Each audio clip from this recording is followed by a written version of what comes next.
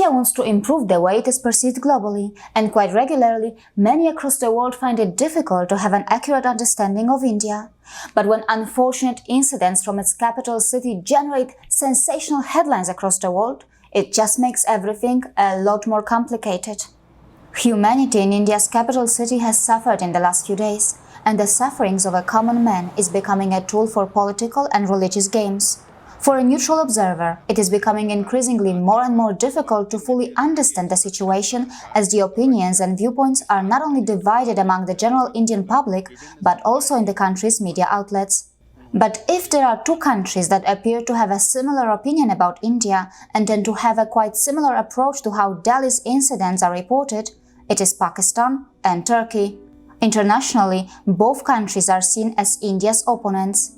The media outlets in India's western neighbor, Pakistan, have taken a keen interest in highlighting the situation, and individually, through his Twitter handle, Pakistan's Prime Minister has shown a lot of concern regarding the incidents in India's capital city. He has compared the current situation in India to some of the worst historical incidents that took place in Europe. The media in Turkey has pointed out that the American president praised the Indian Prime Minister while the clashes in Delhi were taking place. Elsewhere, the sentiment appears to be similar. For example, a Gulf News editorial added, "The world knows India as a land of diversity with hundreds of sects and religions, languages and innumerable cultures. India is a multicultural land in the most basic sense of the word." But the images of the past week have grotesquely disfigured that narrative. It is refreshing to see that the media outlets of Pakistan and Turkey are talking about the importance of having diverse cultures and multiple religions. So how can India improve the situation? Should it learn about the importance of pluralism, equal rights, tolerance and multiple faiths from countries like Pakistan and Turkey? Should it adopt their model of governance? Will that make India more harmonious and peaceful? Or should India retain its current system but bring more reforms and adjustments so that its people stay united and its religious harmony remains intact? Or should it pay attention to the concerns of the Human Rights Council in Geneva, which presents itself as a neutral global organization?